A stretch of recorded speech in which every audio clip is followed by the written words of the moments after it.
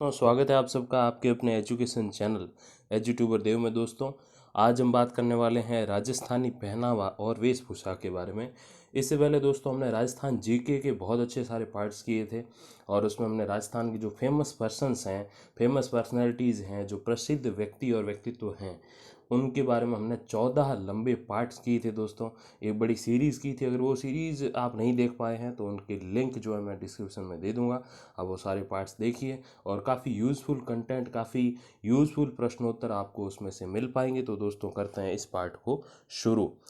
राजशाही साफा होता है एक रंग से तैयार सफ़ेद बूंदों युक्त साफा, 2 बार रंग निकालकर बंधेज किया गया साफा, बंधेज कला द्वारा 5 रंगों से रंगा गया साफा, या फिर इनमें से कोई नहीं। तो दोस्तों राजशाही तो एक साफा है, पर वो होता कैसे रंग का है? तो दोस्तों वो होता है एक रंग से तैयार सफ़ेद बूंदों युक्त साफा, और जिसको 2 बार रंग निकाल कर बंधेज किया गया साफा जो होता है वो मोठड़ा कहलाता है। और बंदेज कला द्वारा 5 रंगों से रंगा गया साफा जो होता है वो बावरा कहलाता है।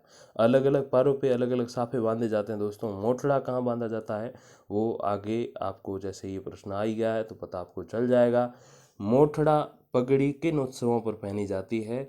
श्रावण, दशहरा, विवाहोत्सव, दैनिक कार्यों में। तो दोस्तों मोठड़ा जो पगड़ी है वो पहनी जाती है विवाह उत्सव मतलब शादी ब्याह के मौके पे मोठड़ा पगड़ी पहनी जाती है। दशहरा के अवसर पर मदील पगड़ी पहनी जाती है। अगला प्रश्न दोस्तों, श्रावण मास में कौन सी पगड़ी पहनी जाती है? मोठड़ा, बावरा, राजशाही, लहरिया। तो कौन सी पगड़ी होती है दोस्तों जो श्रावण मास में पहनी जाती है? वो है लहरिया। अगला प्रश्न, चक्का सेवरा किस जाति की स्त्रियों का ओढ़ने का वस्त्र होता है? मीणा, रेबारी, सांसी, कालबेलिया। तो चक्का सेवरा जो एक ओढ़ने का वस्त्र है दोस्तों वो होता है कालबेलिया, जो लेडीज होती हैं उनका। अगला प्रश्न, घूमर लेती स्त्रियों की आकृतियों से युक्त ओढ़नी क्या कहलाती है?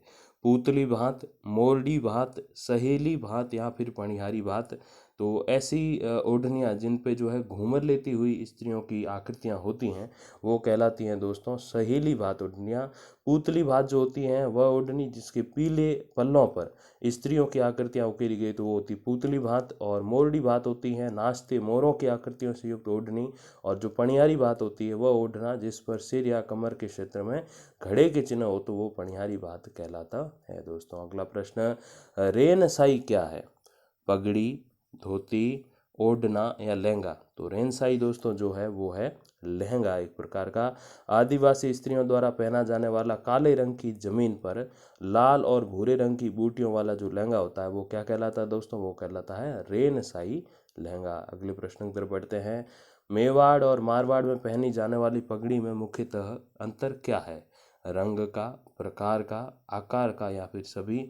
तो दोस्तों मेवाड़ और मारवाड़ जो पहनी जाने वाली जो पगड़ी होती है वो उसमें अंतर जो होता है वो आकार का होता है। देखो दोस्तों कैसे मारवाड़ की पगड़ी मेवाड़ की अपेक्षा आकार में बड़ी और ऊंची होती है, जो ऐसे फूली फूली सी होती है एक तरह से, क्योंकि मैंने दोनों ही पगड़ियाँ देख रखी है। तो और जो मेवाड़ की जो पगड़ी होती है वो बड़ी ही जमी सी, बिल्कुल एकदम सांचे में ढली हुई जैसी होती है। तो इसीलिए मेवाड़ की जो पगड़ी होती है वो साइज में थोड़ी सी छोटी होती है और मारवाड़ की जो है वो बड़ी होती है।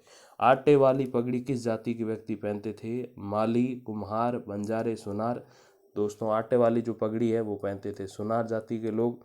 अग्रलिखित में से कौन सा अंगरखी का उपनाम है दोस्तों? तन सुख, दुंतई गाबा, गदर, मिर्जाई, डोडी, कानो, उगला, या फिर ये सभी दोस्तों।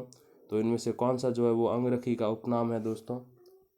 तो वो है ये सभी, तनसुख, दुंतई गाबा, गदर, मिर्जाई डोडी और कानो उगला, ये सभी जो है अंगरखी के उपनाम है दोस्तों। अगला प्रश्न, विभिन्न आड़ी धारियों में रंगा हुआ कपड़ा क्या कहलाता है? पोमचा, लहरिया, मंडोना, या फिर पट। तो दोस्तों विभिन्न आड़ी धारियों वाला तो आप जानते हैं बहुत फेमस, और वो है लहरिया। काफ़ी सारी गाने जो है इस पे बन चुके हैं दोस्तों अब तक। अगला प्रश्न, राजस्थान के किस वस्त्र को उष्णेष्ठ के नाम से जाना जाता है? चोला, पगड़ी, पजामा, या फिर चोगा। ये चोगा लिखना था, चोला लिख दिया मैंने। तो दोस्तों राजस्थान के किस वस्त्र को उष्णेष्ठ कहा जाता है? तो वो कहा जाता है पगड़ी को दोस्तों। उष्णेष्ठ का मतलब होता है गर्मी को मारने वाला, क्योंकि लोग पहनते इसीलिए थे क्योंकि ऊपर सिर पे गर्मी नहीं लगे। अगला प्रश्न, नव प्रसूता हेतु उसके पीहर से आने वाला वस्त्र होता है? लहरिया, पोमचा, चोरसो, या फिर सार सूट। तो नवप्रसूता यानी कि जिसके बेबी आया है तो उनके पीहर से जो आने वाला वस्त्र होता है दोस्तों वो है पोमचा। पुत्र के जन्म पर पीला पोमचा और पुत्री के जन्म पर गुलाबी पोमचा दिया जाता है। अगला प्रश्न, बुगतरी क्या है दोस्तों? ग्रामीणों द्वारा पहनी जाने वाली श्वेत रंग की अंगरखी, आदिवासियों द्वारा प्रयुक्त किया जाने वाला प्राचीनतम वस्त्र, मुस्लिम महिलाओं द्वारा चूड़ीदार पायजामे पर पहना जाने वाला वस्त्र, या फिर अंगरखी और चोगे पर पहना जाने वाला वस्त्र। तो दोस्तों बुगतरी क्या है? ग्रामीणों द्वारा पहनी जाने वाली श्वेत रंग की अंगरखी जो होती है उसको बुगतरी बोलते हैं दोस्तों। आदिवासियों द्वारा प्रयुक्त किया जाने वाला प्राचीनतम वस्त्र जो होता है वो नांदड़ा या नानड़ा कहा जाता है। दोस्तों ये भी काफ़ी इंपॉर्टेंट क्वेश्चन है कि आदिवासियों द्वारा जो प्रयुक्त किए जाने वाला जो प्राचीनतम वस्त्र है वो क्या कहलाता है? वो नांदड़ा या नानड़ा कहलाता है। मुस्लिम महिलाओं द्वारा चूड़ीदार पायजामे पर जो पहना जाता है वो कहता है तिलका, और अंगरखी और चोगे पर पहना जाने वाला जो वस्त्र होता है दोस्तों वो आत्म सुख कहलाता है। आत्म सुख वाला अपने आप में बहुत इंपॉर्टेंट क्वेश्चन है और काफ़ी सारे कंपटीशन एग्जाम में ये आ चुका है कि आत्म सुख कहाँ पहना जाता है। फिर आत्म सुख क्या है दोस्तों?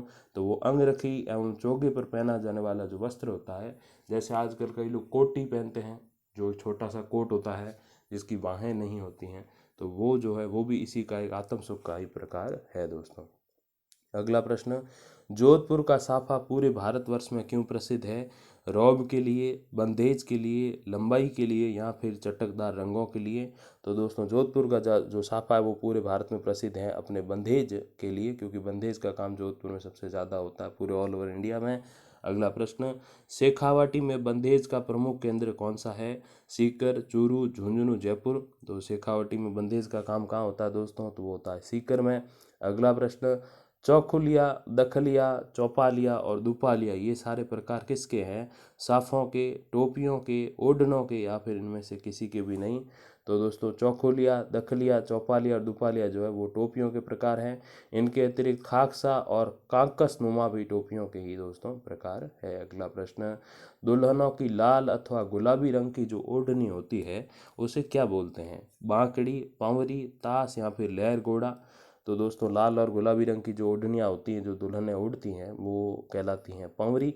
बांकड़ी जो होती है दोस्तों होती तार बादले की बनी एक प्रकार की बेल जो स्त्री अपने दुपट्टों के किनारों पे लगाती है उसको बांकड़ी बोलते हैं दोस्तों। अगला प्रश्न, दुकुल, दुमामी, दोकत, दौरी और दुर्नियज शब्द ही से शुरू हो रहे हैं, वो सब क्या है दोस्तों? ये लोकगीत हैं, ये कोई नृत्य के प्रकार हैं, वस्त्र विशेष हैं, या फिर पशुओं की नस्लें हैं? तो दोस्तों ये सब जो है वो है वस्त्र विशेष। अगले प्रश्न की तरफ बढ़ते हैं दोस्तों, सरारा क्या है? एक वस्त्र, एक आभूषण, एक मादक पदार्थ, या फिर एक लोक कथा? तो दोस्तों सरारा जो है वो एक मादक पदार्थ है। अगले प्रश्न की तरफ बढ़ते हैं, कैरी भात की ओढ़नी किस जाति की स्त्रियों में लोकप्रिय है? ब्राह्मण, राजपूत, जाट, आदिवासी? तो कैरी भात की ओढ़नी कौन ओढ़ती हैं दोस्तों? तो वो आदिवासी औरतें जो होती हैं वो ओढ़ती हैं।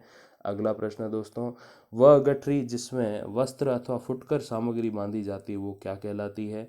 बालाबंद, बींद बागो, बुगची, या सरारा?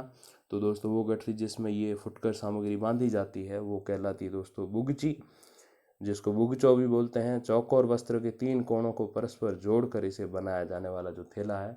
देखो दोस्तों अगर आप ग्रामीण भारत में गए हो तो अब भी कई ऐसे लोग हैं साथ में एक कपड़ा ही लेके जाएंगे, उसी से थैला बना लेंगे, उसमें सारा सामान डालेंगे, 3 कोने बांधेंगे, एक कोना अपने हाथ में रखेंगे और बिल्कुल थैले की जो हथियाँ होती हैं उसकी तरह हैंडल जो होते हैं उसकी तरह प्रयोग करेंगे। तो ये बहुत ही डिफरेंट तरीका है। और पुराने समय में जो थैलियाँ नहीं होती थी, बैग्स नहीं होते थे और इवन गाड़ियाँ भी नहीं थी जिसमें सामान लेके आप भटक सको, तो फिर लोग ऐसे ही जो है एक नॉर्मल कपड़ा जिसको ओढ़ सकते थे, पहन सकते थे और उसी का थैला भी बना सकते थे। तो उसी को दोस्तों बुगची अथवा बुगचो कहा जाता है। अगला प्रश्न, उदय शाही, अमर शाही, जसवंत शाही आदि प्रकार हैं पगड़ियों के, साड़ियों के, ओढ़नों के, या फिर टोपियों के?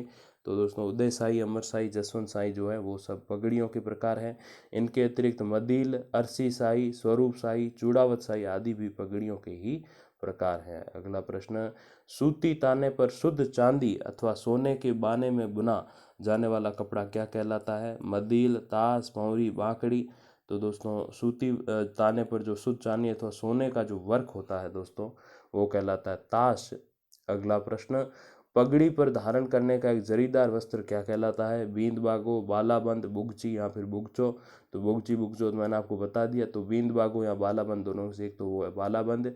अगला प्रश्न, पद्मश्री से सम्मानित जोधपुर के प्रसिद्ध बंधेज कलाकार जो बांधनी कला के बादशाह कहे जाते हैं वो कौन है? मोहम्मद परवेज अशरफ, मोहम्मद रफ़ीक अहमद, मोहम्मद काले खान या फिर मोहम्मद तैयब खान। तो दोस्तों कौन है वो जो बांधनी कला के बादशाह कहे जाते हैं? तो वो है दोस्तों मोहम्मद तैयब खान। अगला प्रश्न, पट्टू कहाँ के प्रसिद्ध है दोस्तों? उत्तरी राजस्थान, दक्षिणी राजस्थान, पूर्वी राजस्थान या फिर पश्चिमी राजस्थान। तो पट्टू तो दोस्तों अपने पश्चिमी राजस्थान के ही फेमस हैं। तो दोस्तों इसी के साथ इस पार्ट के हम एंड में आ चुके हैं। अगर आपको अच्छा लगा तो आप लाइक कीजिए, शेयर कीजिए और जुड़े रहिए हमारे साथ। Thank you very much for watching. नमस्कार, धन्यवाद।